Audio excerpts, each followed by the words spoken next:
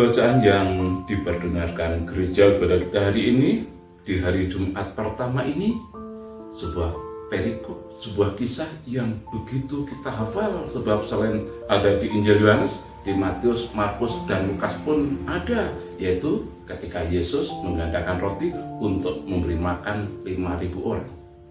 Ada banyak hal yang boleh kita ambil, kita pelajari, namun pada kesempatan hari ini saya akan menyampaikan 2 hal saja. Yang pertama, hanya dari 5 roti dan 2 ikan mampu mengenyangkan 5.000 orang.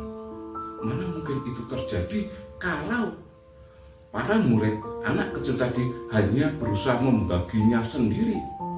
Tetapi ketika ada kerelaan, ada rasa syukur dan diserahkan kepada Tuhan yang sedikit ini, akhirnya menjadi berlimpah-limpah dan menjadi berkat bagi banyak orang.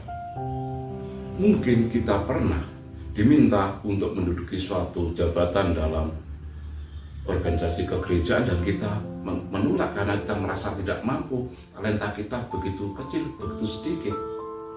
Tetapi ketika ada tanggung jawab, kepercayaan yang diberikan pada kita, ada kerelaan dari diri kita, ada rasa syukur atas rahmat Tuhan, dan kita menyerahkan ke dalam tangan Tuhan.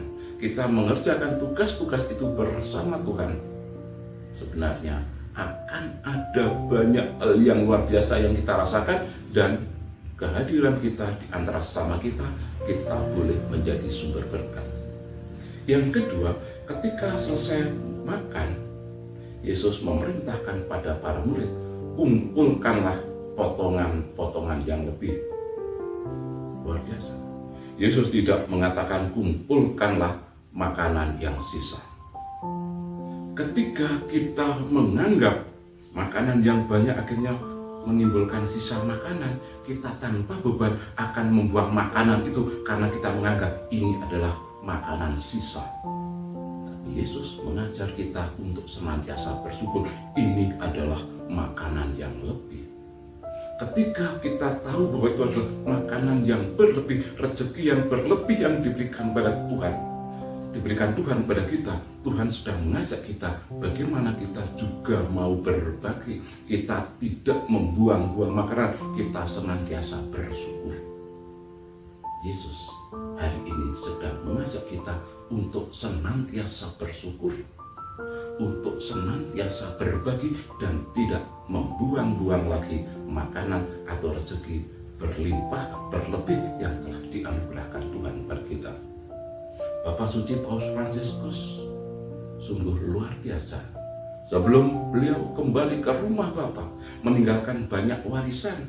Salah satunya yang sekarang sedang kita jalani, yaitu tahun jubileum yang nanti akan berakhir tanggal 6 Januari 2026 dengan tema Pesiarah Pengharapan. Ketika kita senantiasa menerima tugas dengan sukarela, dengan rasa syukur, dan mau menyatukan bersama Tuhan, akan ada banyak harapan yang besar untuk boleh ikut menjadi berkat bagi banyak orang. Ketika kita senantiasa bersyukur atas segala rezeki makan yang Tuhan berikan kepada kita tidak pernah lagi akan menganggap ada makanan sisa sehingga tanpa beban membuang-buang makanan, tetapi kita akan senantiasa juga gemar berbagi, dan dengan demikian ada banyak harapan baru bagi orang-orang yang selama ini kelaparan. Tidak akan ada lagi kelaparan karena setiap pengikut Yesus selalu bisa menjadi harapan bagi orang-orang yang sedang membutuhkan.